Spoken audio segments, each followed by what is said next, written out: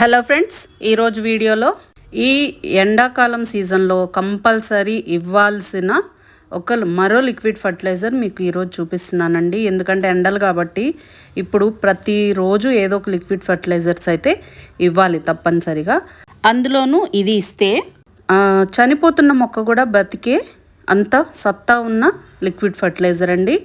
Compulsory ఎండాకాలంలో 15 రోజులకు ఒకసారి ఈ లిక్విడ్ ఫర్టిలైజర్ కూడా ఇవ్వడానికి ట్రై చేయండి. అది ఎలాగో నేను ఈరోజు వీడియోలో చూపిస్తాను. దీనికి కావాల్సింది మెయిన్ అలోవెరా అండి.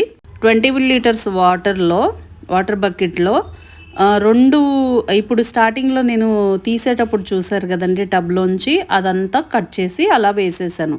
కట్ చేస్తే ఏంటంటే తొందరగా ఫర్మెంట్ అవుతుంది అనమాట. దాంట్లో బెల్లం వేస్తున్నానండి. బెల్లం వేస్తే ఫర్మెంటెడ్ ప్రాసెస్ ఇంకొంచెం ఫాస్ట్గా అవుతుంది. కాకపోతే ఇది 3 days to 4 days పక్కన పెట్టి ఇస్తానండి. కానీ ఈరోజు ఇంకొక లిక్విడ్ ఫర్టిలైజర్ అంతకుముందు మీకు చూపించింది పేడ ఎరువు నీళ్ళు ఉన్నాయి కదా, అవి 20 days బ్యాక్ మీకు ఒక వీడియోలో చూపించాను కదండి, మళ్ళీ ఇస్తున్నానండి. ఎందుకంటే ఇది కేవలం ఈ ఎండాకాలం అంతా లిక్విడ్ ఫర్టిలైజర్స్ తోటే అవి రన్ అవుతాయండి. లేకపోతే చాలా వీక్ అయిపోతాయి, అంటే చెట్లు డల్ అయిపోతాయి అన్నమాట. అందుకే రోజు నేను ఇచ్చే బియ్యం కడిగిన నీళ్ళు కానీ కూరగాయల తొక్కలు అన్నీ ప్రతిరోజు నేను స్టార్టింగ్లో చూపించినవన్నీ ఇస్తూ ఇది 15 daysకి ఒకసారి మార్చి ఇస్తుంటాను అనమాట. చూడండి, ఇవన్నీ మొగ్గలతో, ఈ లిల్లీ ఫ్లవర్స్ మొగ్గలతో వస్తున్నాయండి. అందుకనే ఇదిగోండి, ఇవి చూడండి, ఇది కొండ మామిడి చెట్టు పూత కాత ఫుల్గా ఉందండి. స్టార్ట్ అవుతుంది. ఒకటి అయిపోయాక మళ్ళీ కొంచెం గ్యాప్ తీసుకొని మళ్ళీ వస్తున్నాయి. ఇంక ఇవంతా కూడా వీటన్నిటికీ కూడా ఇవ్వాలన్నమాట. ఇది చూడండి, పూలు ప్రతిరోజు మీరు షార్ట్స్లో చూస్తున్నారు ఎన్ని పూలు వస్తున్నాయో.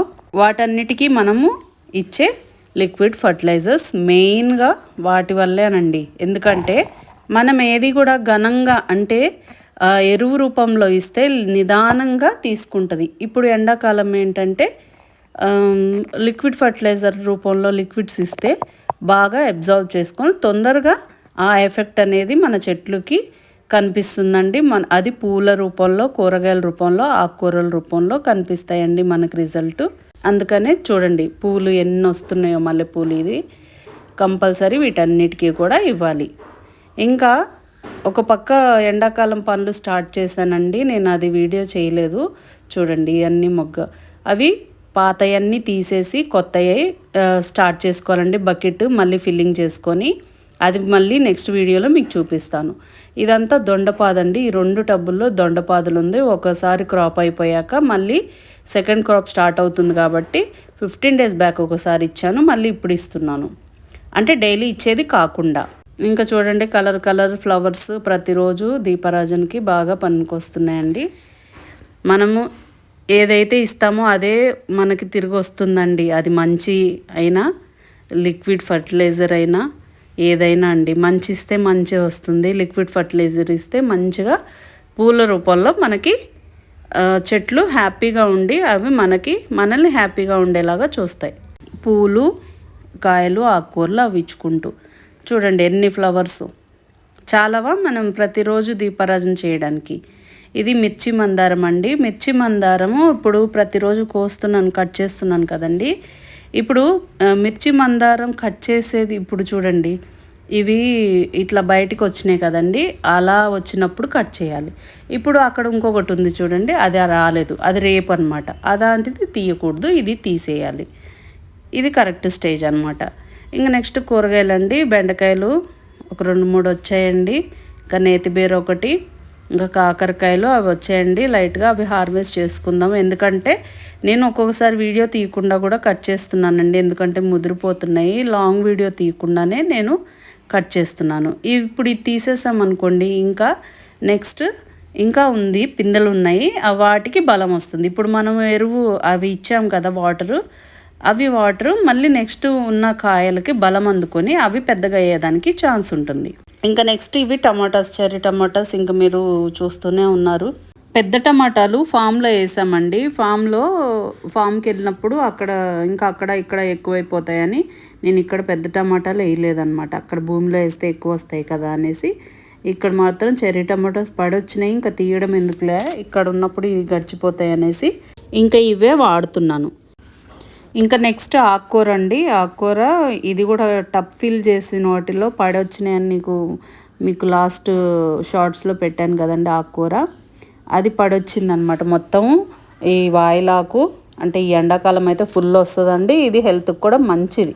అందుకే దేవుడి సృష్టిని కూడా గమనించుకొని మనం కూరగాయలు ఆకుకూరలు వాడుకోవాలండి.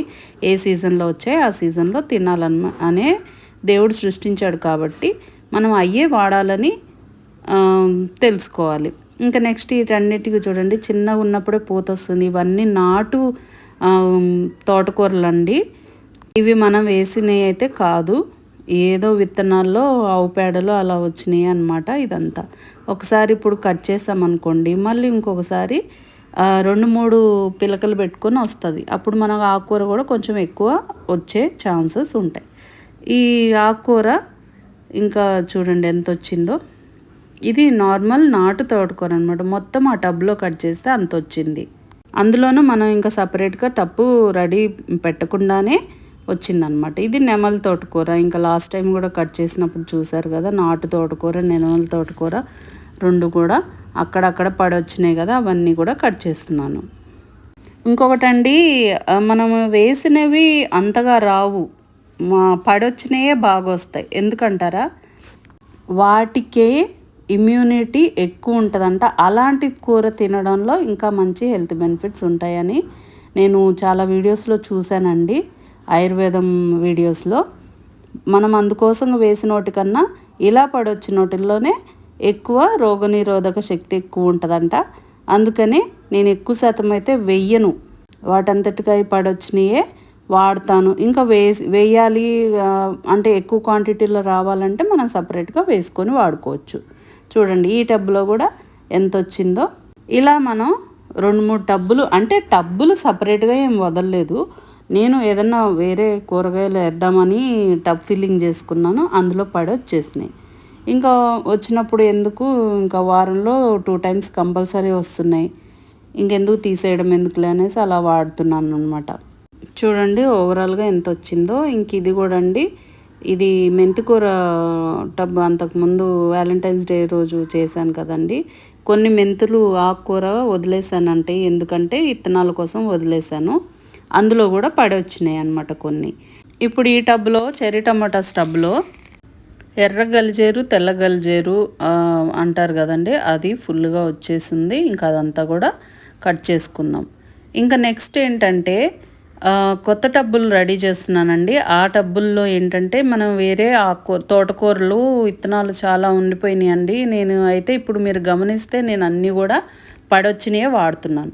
ఇప్పుడు నెక్స్ట్ నేను వేద్దాం అనుకుంటున్నాను ఒక 2-3 టబ్స్లో కొత్త రకాలు తోటకూరలో వేద్దాం అనుకుంటున్నానండి. ఇది నెక్స్ట్ కామంచి విత్తనం పడి అలా వచ్చిందనమాట. చూడండి ఆకుకూర. ఇంకా నెక్స్ట్ ఇది చెన్నంగి ఆకండి, లాస్ట్ టైం కట్ చేశాను కదా, మళ్ళీ ఇదిగోండి లేత చిగుర్లతో మళ్ళీ వచ్చింది. నేను అది కట్ చేసుకుంటున్నాను.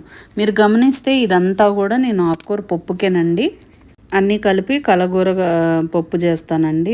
మీకు చాలాసార్లు చెప్పాను కూడా. ఇలా వారంలో 2 సార్లు ఆకుకూరలతో అయిపోతుంది.